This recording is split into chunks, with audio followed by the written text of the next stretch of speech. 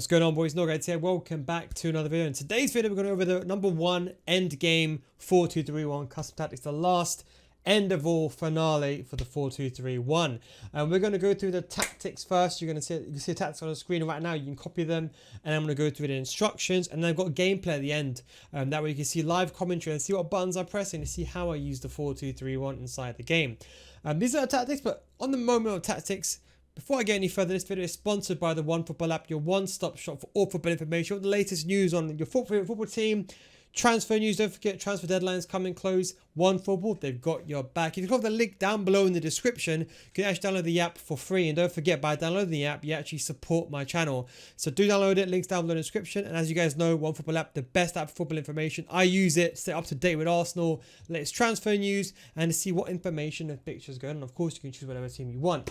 But anyway, going back straight into the video, thank you very much OneFootball for sponsoring this video. This is the 4-2-3-1 tactics. I've already gone through them before, so I'm not going to go through them again. Just copy and paste them.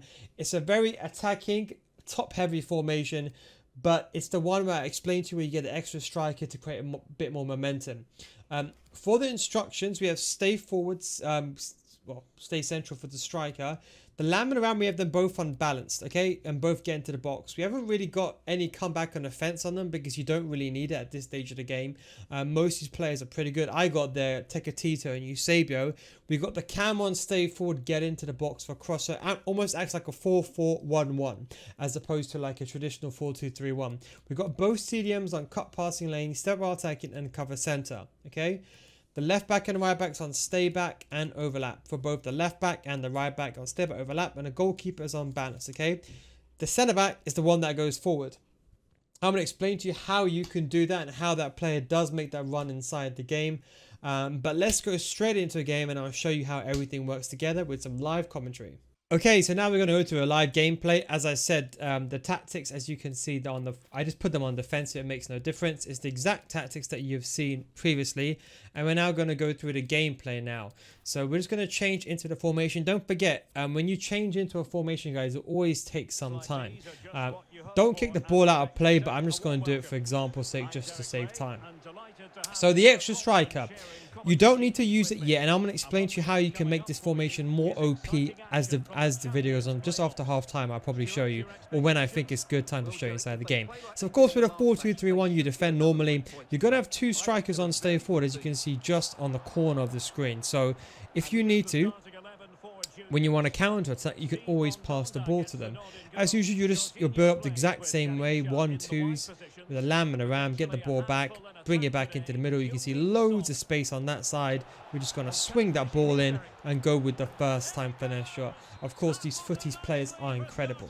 Now, of course, this is not really the time to go attacking, but if I wanted to, I can use the extra strikers by pressing up on the D-pad and then pressing down. So how does it work? So I have Cancelo in centre back, okay? It's not a gimmick. This is legit the best tactic in my opinion, because the 3-5-2 was amazing, but it lacked the back four. So in FIFA 20, I came up with this formation as a solution. So what happens is that you can defend normally. Now, what I've done is, as you can see, you got the two CDMs here, you got the compact back four, and I got Cancelo here. This guy's playing FIFA 21, not 22 with that bridge. What I've done is I've got Cancelo at the back. Now, you want a medium-high player. That's why I've got a Team of the Year version. So what I'm going to do is, just watch. I'm going to bring the ball forward. If, for example, here, I can't go forward, unless, for example, like I'm struggling with the attack, I activate the extra striker. Then Cancelo goes forward, relatively unmarked. If I lose the ball, he returns back to centre back. If I get the ball, he goes back forward, only because the extra strike is activated. Now, this is why it's so effective, because every single time I lose the ball, if I want to, I can just run back. And as you can see, a CDM normally fills the void because they're both on stay back while attacking. So you can see a towel kind of temporarily slots in, whoever that player is, slots in for that player. So you can see that even though my opponent is, now you can see, holding the ball, every single time I lose the ball, Cancelo returns back. Gone for the cheeky shot here. Now you can see that every single time we get the ball here, that's a very nice goal. Fair play. Made a mistake. It's gone for the celebration. Don't worry, we'll go for the celebrations ourselves as well, no problem. So we have the Cancelo, and this is on for the entire game. Now, of course, you can turn it off. Should you leave it on when you're winning? Probably not, but this is an example I'm going to show you. You can always trigger, if you don't have a player like Cancelo, you can always trigger him forward yourself. So this is why I like doing it, because it creates such a mismatch that no one is man marking Cancelo. And if someone man marks Cancelo, then that means Eusebio is free. So do you see how this formation works very well? You can see on the radar, we've got kind of like a temporary back four. Cancelo creates disruption. Neymar's completely in a free, and that allows us to take a shot towards goal. And that is why the extra striker is so beneficial. When Cancelo's out of position, you can see Cornet in this example is covering. So Cornet is my CDM and he is covering for the lack of Cancelo. Do you see that? So that is why the formation is so effective. So when I'm building up, I go through the normal routes. Okay, the normal routes would be, if I'm struggling, I'll go. If I'm not struggling, I'll go to the middle. If I am struggling, I'll go towards the wing. It's the exact same time, the butterfly wings, as I mentioned to you in every single one of my videos. Let that player make that run. That's created space for there. I can push Neymar into the middle there. Go with I tried doing a first time fake shot there, but the ball just didn't get off towards my feet. But you can understand the point. You can see Cancelo is forward. I don't have to play with the extra strike option, but I prefer it. It's very, very attacking. And yeah, that temporary back three turns into a back four momentarily. And you can see my opponent's playing a very patient game. Now, this is actually the players that you have to be very careful about, because these players, they pass the ball around the entire time. I'm waiting for the cutback there. I mainly looked at the cutback there. I didn't really worry too much about what was happening with the ball over there, because there wasn't really any danger. If I had to, I could have moved the goalkeeper. Now watch Cancelo, number 15, watch him. So he's making that run. We triggered him as well to have that player making that run.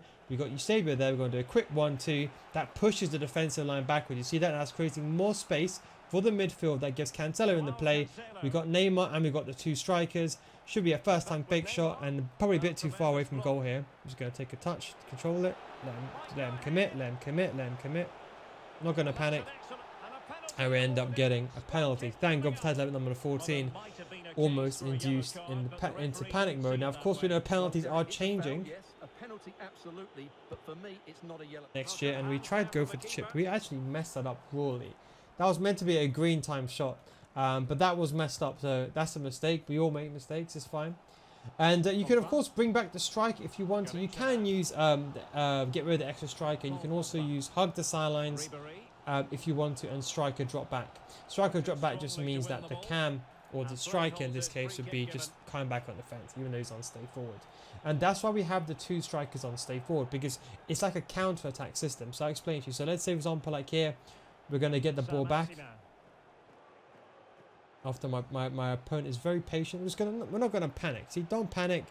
I mean, if you want to, just stand. It's almost to pass the ball around. Don't panic. Just stand still, hold your ground. But you can see on the radar, you can see the 4-4-1-1. And you can see the benefit of having the strikers not in line together is that Neymar can occupy these spaces. Bit unlucky there. L1 trigger. That's the cam. Neymar's going to run inside the box. And again, we got no option here. Then this one you can activate the extra striker. That player comes through, and it's all about timing now. You got Cancelo past him a bit early. Not going to panic. Just wait it out. Wait it out. You can see Cancelo inside the box there. Now Neymar's come slightly free. Neymar's going to come on side. Neymar's going to be free. And that was not the best of turnings. But you can understand now how principally the formation does work. So now we're going to go for more of a serious game. Get the ball back here. Nice play from my opponent. We're going to be extra aggressive. Again, you don't have to play this way, but I enjoy playing this way. Again, for my tutorials, I normally just to be a bit passive, just because, for example's sake, my teammate contain button is going to appear as circle, I believe. My tackle button is X. My teammate contain button is circle. So if you do something, press circle, that's teammate contain. The rest of controls are default. Tackle button is X. We're just going to be aggressive here. Not going to panic. Just get the ball back. Not going to panic. Oh, Alisson nearly panicked there. So you can see that is exactly how we do it. And then we'll just take him in the second half. I don't really like the passive play style of play. But as I say, in this one, that rugby card is very, very good, by the way. I said I don't really like the passive style of play. Now, if you want to, this is what I'd recommend. To make this more attacking, passive is a really good way of playing if you want to go for the try-hard, play that mundane football. It's a really good way, but sometimes you find that the game is just sometimes getting out of your grasp. Or if you're like me, you like to be aggressive, you can press manually. I know some of you guys also struggle with pressing manually, so one thing you can do, if you're playing against a player like this, with all due respect, I do, he's probably a decent player, but it's quite annoying the play style to play against. I use pressure on every touch. Think of pressure on every touch like balanced, but when there's like a good chance to win the ball, the game assists you and the AI presses for you. So think of it like team press, but only when there's a good chance to win the ball, the game will automatically activate team press. This is good because if you have it on the entire time, then oh, he's a Tottenham supporter. How could I have guessed? No, but on a serious level, because you have pressure every touch, you can just activate it not whenever you want, but the game does it for you. So it kind of surprises your opponent as well, as opposed to pressure every touch, which activates it every single time. So your opponent can basically outsmart you. The key thing here with these players is mentality. Don't fall for it. So you can try to apply your pressure, but don't go too crazy. So apply your pressure. So I'm going to show you how I would do it. Apply your pressure. Going to wait for that overlap there from Neymar. That should be a goal. Fantastic save by Mandanda. Absolutely fantastic that was. Was going to get the ball, pass it outside the box. If you know me, I don't shoot outside the box. So we tried to make that pass. Shooting outside the box, not part of my play style. But you can see that player is there now. We're going to switch that defender if we need to. Again here. That's the beautiful thing. For the ball back. And that's the thing with the footy's play. See, even that comeback and offense, even when the player's unbalanced, with a medium work rate, you're completely fine. You don't have to worry about it too much. You can see Tekatita now switching positions. Do an L1 trigger there. Now you see Cancelo coming in just last minute. Watch Cancelo, how he occupies an important pivotal position. He pushed that defender away. That creates space for Ronaldo, and that allows us to get the goal. And of course, we'll return the favour by doing a cheeky celebration. Ronaldo should be number 7, but he is number 10. Fantastic card, by the way. I did pack him in there 85 times 10. And of course, now we can turn off extra strikers. We don't need it anymore. Now, one thing that you can do when I wanted to show you from a winning phase is, I was hoping that he would press me, but this player has gone for more of the passive, which is actually a very good tactic. It's a very good tactic to play this way. I'm going to cover the middle because that's the main danger area. What you can do is you can activate hug the sideline. So let's say, for example, if you're on a stage, okay, see, I'm not even tackling, by the way. See, even off top at number 14, positioning is the most important thing. You still win the ball without tackling. If you're getting pressed, activate hug the sideline. This is why the width is narrow, because you can make the formation wider on the fly. Do you see that? Look how wide the formation is. If I turn hug the sidelines off, they retreat to narrow. Look at the lamb and the ram on the top of the pitch. And make it wide. So this is what I can assure you, the future is you'll see a lot of pro players in the future using this to its fullest potential to make the team wider. That's why you don't really need a wide width. Why do a wide width when you control it yourself? It's all about the controlling aspects. Not only that, you can also control the fullbacks. Now, the way I'd recommend the fullback one is, this is a very good tactic. A lot of people don't actually know about this. I think that's a mistake on my end. Going to cut back a little bit. I'm just pretty sure it's offside. It was indeed. What we're going to do here, again with hug the sidelines, you can just turn it on the fly. Switch the ball here. That was to the wrong player. Kind of my fault, I didn't aim the left down properly there. So what I normally do is, another way you can create mismatches using the left back and right back. So here we're going to activate attacking fullbacks. Now watch. They're going to go forward. And watch what happens. See how Garincha now goes a bit wider? That creates space for Eusebio in the middle. And now you see, that would never have worked if I never used extra striker. I mean, fullbacks join the attack. You see how Garincha drifted out to the wider area to cover the right back. That therefore creates more space in the middle, and thereafter allowed Ronaldo to create a quick 1-2 with Eusebio and exploit that space. What we're going to do is we're going to go for the exact same chip, but we're going to go stay in the middle this time. And he's got us again. You know what? Fair play. I can't remember the last time. I should have some head movement first to give a bit of a trick. And we're going to go for that chance there. Eusebio. Fantastic save again by Mandanda. The most frustrating thing I think this year definitely is finishing. I mean, I don't know what they've done to finishing this year, but like, it's probably the worst it's ever been. It was going to be aggressive, go with a slide tackle, go with a slide tackle again, and one more time. The game didn't read slide tackle there. You're not going to panic. Again, we've seen that player making a run, so we see where he switched defenders there. Again, we're just holding the line, not going to panic. And if you need to, don't forget, you can always pause the game and get rid of pressure. If you're realizing, okay, you know what, I don't need pressure every touch, you can just get rid of it. Again, hug the sidelines. Why is it so beautiful? Because now we can just switch the ball. Problem, no panic. 1-2. Go for the butterfly wings. Use the striker there. Now we're just going to wait here.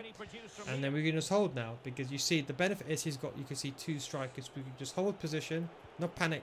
And this is what you do, basically. When someone just plays very defensive and they're playing very static, if you want to just get the win, just roam around like this, because it forces them to come out. So if you just hold the ball, because at the end of the day, it's his fault he's parking the bus, right?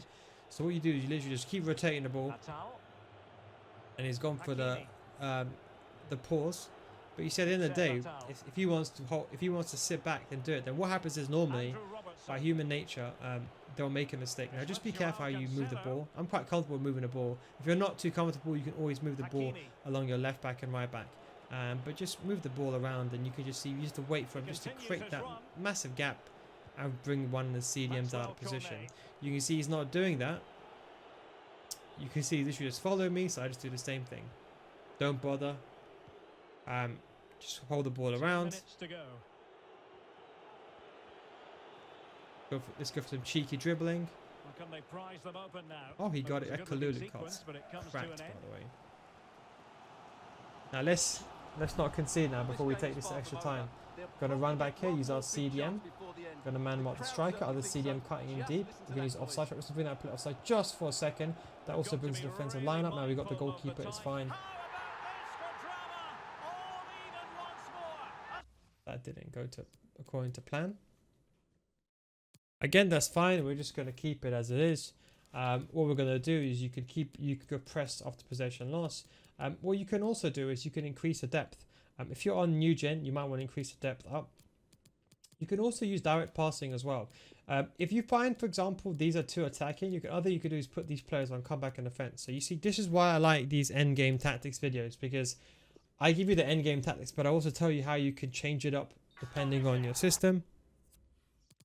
He's gone for the pause again. We're going to make some changes. I think we're gonna keep him on. I think he's fantastic. What we're going to do is we're going to move a towel. And I think what we're going to do is we're going to take Robbo off. Now the question is, who do we take Robertson off for? Bit of a tricky one. I think what we'll do is we'll go ahead and put Boateng. I've not actually used him. So it's going to be a very interesting card to use. And what Longball does, it makes that player get it behind as well. It's fine. We'll score a goal. I'm 100% sure of it. We'll get that goal. We'll create that chance. And we'll do it without the extra striker as well. So I could just show you that you don't even need extra striker. If you need it, you need it. But and credit is due for that good piece of defending. Well, let's see what they have in store for them on the break.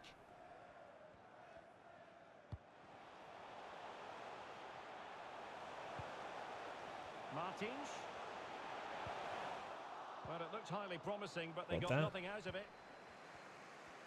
No panic. Distribute the ball wide.